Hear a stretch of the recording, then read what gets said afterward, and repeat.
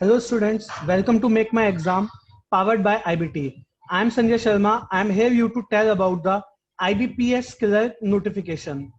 तो इस सेशन में आज हम बात करेंगे जो IBPS Killer का नोटिफिकेशन आया है उसके रिगार्डिंग। तो जैसा कि आप देख पा रहे हैं आपके सामने जो ओरिजिनल जो पीडीएफ डाउनलोड किया है मैंने वो आपके सामने ओपन है और इसमें जो भी इंपॉर्टेंट चीजें हैं वो हम डिस्कस करने वाले हैं। फर्स्ट ऑफ ऑल जो ऑनलाइन एग्जामिनेशन हो रहा है या होगा उसके लिए प्री और मेंस के लिए जो टेंटेटिव डेट्स हैं या जो स्केड्यूल्ड है वो है दिसंबर 2020 एंड जनवरी 2021। सेकंड, जो ये एग्जाम होगा या जो भी ये वैकेंसीज फिल्ड होंगी ये फाइनेंशियल ईयर 2021 से 2022 के बीच के लिए हैं। उसके साथ साथ एक साल के लिए आपका जो जैसे एडमिट कार्ड या जो स्कोर आपका होता है, बेटर टू से स्कोर, वो जो आपके पास होगा वो एक साल तक के लिए वैलिड होता है। अप्रैल 2021 में अलॉटमेंट स्टार्ट होगी।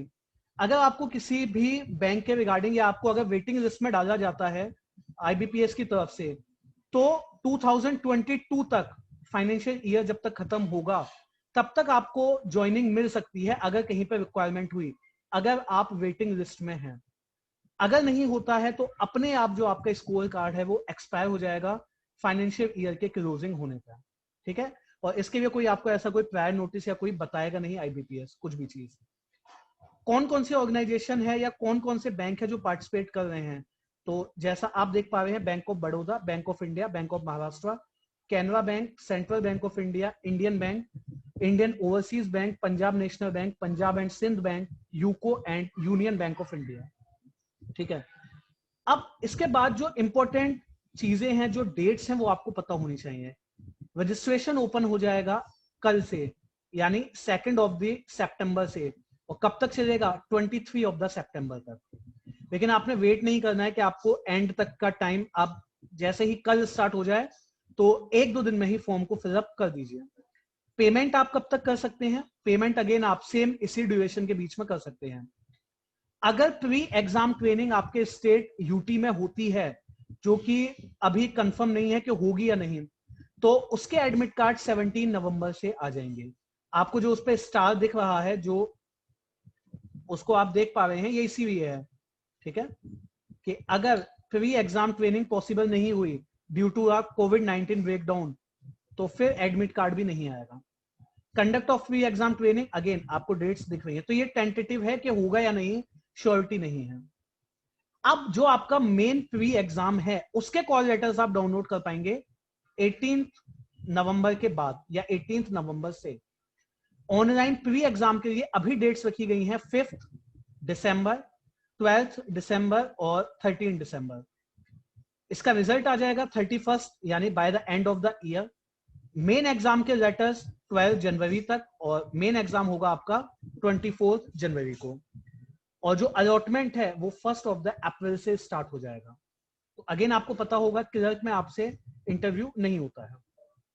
ठीक है, अब again in case if it is possible to safe and hold the pre exam training, वो उसके बाद लिखा गया है।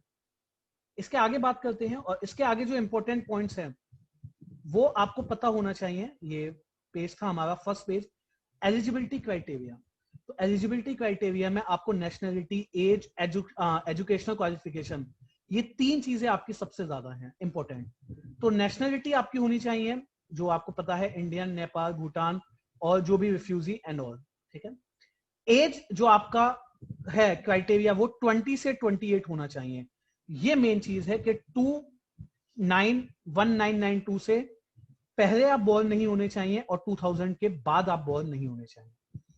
जिसको रिलैक्सेशन है, SC SC को है, अदर बैकवर्ड ओबीसी को है 5 साल का, SC SC को 5 साल का है, ओबीसी को 3 का है, पीडब्ल्यूडी को 10 साल का है, एक्स सर्विसमैन को है, ठीक है, 3 साल का, और बाकी विडो, डिवोर्स वुमेन जो है 9 इयर्स। तो डिफरेंट है, आप अगर इसमें से किसी भी कैटेगरी में फॉल करते हैं तो वो आप देख सकते हैं।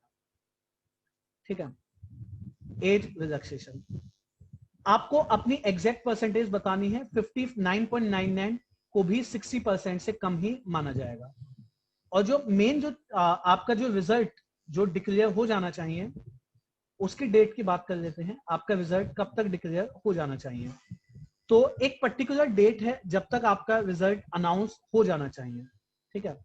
उसके लिए 23 सितंबर तक आपका रिजल्ट आ जाना चाहिए फाइनल, अगर आप ग्रेजुएशन के फाइनल ईयर में हैं, ठीक है। जिस भी स्टेट और जिस भी यूटी के साथ आप उसमें एग्जाम भरना चाहते हैं, उसकी ऑफिशियल लैंग्वेज आपको आनी चाहिए। जैसे यूपी के लिए हिंदी आपको आना चाहिए, मस्ट है, रिटन, रीड, स्पीक, तीनों चीजें, ठीक है। रीजनल लैंग्वेज में उस स्टेट यूटी में आपकी प्रोफिशिएंसी होनी चाहिए हाई। इसके बाद बात कर लेते हैं, ये जो इंपॉर्टेंट पॉइंट्स है, इसके बाद जो आता है वो आता है हमारा एग्जाम पैटर्न किसके अकॉर्डिंग है, या एग्जाम पैटर्न हमारा कैसा है, तो उसकी बात कर लेते हैं। तो अगेन प्री एग्जाम ट्रेनिंग का, जैसे मैं कह चुका, कोविड-19 की वजह से कंफर्म नहीं है होगा या नहीं होगा। तो यहां पे बात करते हैं प्री एग्जाम, जो कि क्वालिफाइंग नेचर का है। अगर आप उसे क्वालिफाई करोगे तभी आपको मेंस एग्जाम में बैठने को मिलेगा। तो प्री एग्जाम में आपसे इंग्लिश पूछेगा, 30 क्वेश्चन 30 मार्क्स। न्यूमेरिकल एबिलिटी यानी कि क्वांट पूछेगा, 35 क्वेश्चन 35 मार्क्स। और यहाँ सेक्शनल टाइमिंग है, यानी आपको कंपोजिट टाइम नहीं दिया जा रहा है, सेक्शनल टाइमिंग है। तो आप एक सेशन खत्म होने के बाद उसका जो टाइम है किसी दूसरे सेशन में यूटिलाइज नहीं कर सकते। रीजनिंग के again 30 questions, I mean 35 question और 35 मार्क्स हैं, ठीक है। हर किसी के लिए आपको 20-20 मिनट्स मिलेंगे, तीनों के लिए ही आपको 20-20 मिनट्स मिलेंगे। और इसमें टोटल जो क्वेश्चंस बनेंगे वो आपके बनेंगे 100, और टोटल जो आई मीन टाइमिंग आपको मिलेगा वो है 60 मिनट, और मार्क्स 100। प्री एग्जाम आपका क्वालिफाइंग नेचर का होगा। इसके बाद बात कर लेते हैं, अगर आप मेंस एग्जाम की बात करें, मेंस एग्जाम में क्वांट होगा ही, रीजनिंग होगी ही, इंग्लिश होगी, एडिशनल आ जाएगा आपका जीएस, जो कि फाइनेंशियल जो होता है, जीए जिसको आप फाइनेंशियल अवेयरनेस भी आप कह सकते हैं, जनरल अवेयरनेस और फाइनेंशियल, ठीक है। तो यहां पे 50 क्वेश्चन होंगे जीए के, 50 नंबर, 35 मिनट का टाइम मिलेगा। अगेन सेक्शनल टाइमिंग है। English 40 question 40 marks, reasoning and computer 50 question 60 marks, quantitative 50 question 50 marks. 190 question होंगे 200 नंबर का, और 160 मिनट आपको इसको मिलेगा, ठीक है। सारे टेस्ट जाहिर सी बात है बाइलिंगुअल होंगे, इंग्लिश हिंदी दोनों में, बट इंग्लिश तो सिर्फ इंग्लिश में ही ओपन होगा, दैट्स लॉजिकल, आपको पता ही है, ठीक है। इसके साथ साथ आपको जो बाकी जो आपकी मेरिट बनेगी वो 100 में से बनेगी। सपोज आपके 200 में से 80 आए हैं, तो 100 में आपने 40 स्कोर किया। इस तरह से क्या क्या चीजें आपको पता होनी चाहिए जब आप एग्जाम देने जाएं, तो कॉल लेटर आपको होना चाहिए, ठीक है।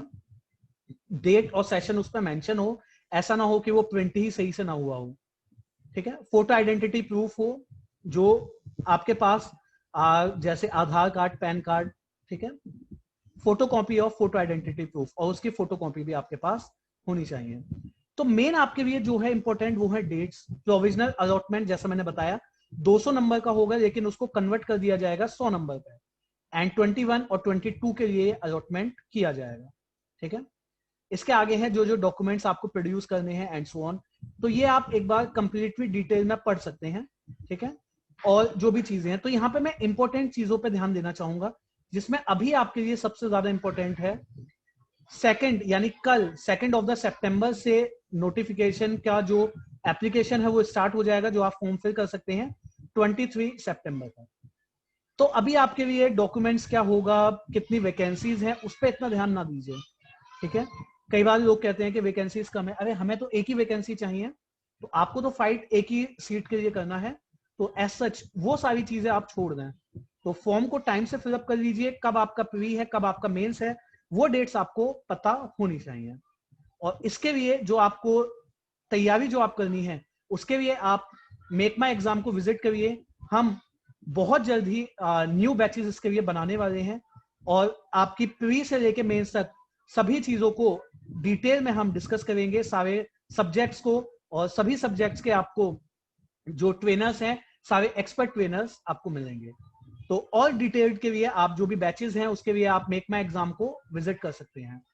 I hope this session help you to remember the important dates and things about the IBPS killer exam and notification.